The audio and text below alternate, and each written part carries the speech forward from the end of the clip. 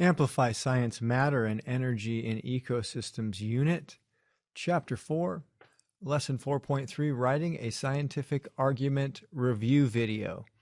So much like we've seen in Chapter 4, because it is an assessment chapter, these review videos won't be overly specific, but they will give you a foundation to begin with. If it helps at this point to go back and review the review video for Lesson 4.1, preparing for the seminar, 4.2, participating in the seminar prior to this or after this, then you should do so. In the warm-up, they ask us about an argument. Now, the first thing we want to caution you against is just automatically picking the longer argument. Now, in this case, it does have more detail. We will end up picking it, but arguments are based on clear claims, evidence provided, and reasoning that connects that together. And so in this case, we have more evidence and more explanation in Ahmed's argument. This is a reminder, when you write your argument, it should be detailed as well. In step 2, we go to the reasoning tool. They remind us that scientists make claims and use evidence and connect it with reasoning. And you have provided for you in class a physical reasoning tool, in other words, a piece of paper that looks just like this. If you're at home and need to print it off, go to the lesson brief and print that off, or go to the Google Drive folder that's provided to you on Google Classroom, and you can find it there as well. In the left, we'll place evidence cards. In the right, we'll place claims. And in the middle, you'll explain the connection between the two. So this should have happened as you designed or structured your argument for the seminar, but let's just go through it one more time. There are two claims: decreasing photosynthesis or increasing cellular respiration.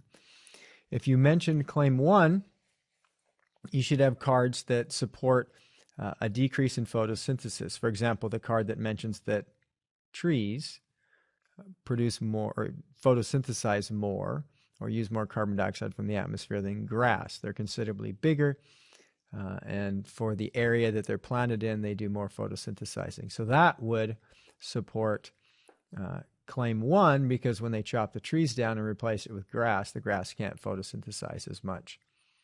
If you're supporting claim 2, you might pick something like the increase in the cow population being greater than the animals that were displaced when the forest was cut down. In other words, you take down a forest, the deer and the squirrels don't live there anymore, you bring in cows, and it showed clearly that there was more animal matter running around there than it was when it was a forest.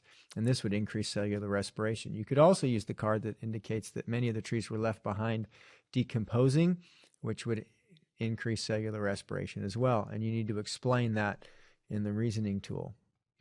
Teacher introduces the seminar, decides what structure you're going to use, whether you'll be large group, small group, and how long you'll have to do that. And then in the writing portion, this is where you take out your reasoning tool. You can use some of these sentence starters, but you are going to write out an argument. They take you through the writing process, so they give you a chance to first discuss with your peers. So you've designed or structured your argument using the reasoning tool from the seminar. You're now discussing with your classmates. You're adding any information you need to, and then you're writing in the blank below. Now, since some of you are much better speakers than writers, or you find that it comes easier, or since you just went through a seminar and you could almost recite what you said in the seminar, you could open a Google document, turn on the voice tool under the tools menu, and you could talk and let it type for you, copy it from there and paste it in here, and then edit if you need to. But make sure you choose either claim 1 or claim 2. You could choose either one or both or a combination. They would all be appropriate answers, because depending on how you explain it, you're going to be correct.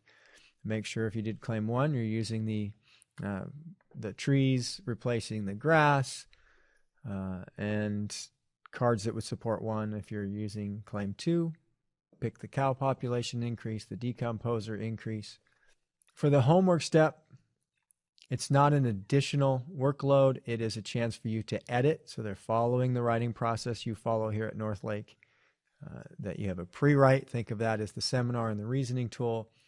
You have a first draft, which is step 4, and then you have some peer review, and here in step 5 you have a final draft. Make sure you hand that in. And then in the self-assessment, I can't really review that with you other than say, you list important things that you learned from the unit, and then if you have any questions, put those down.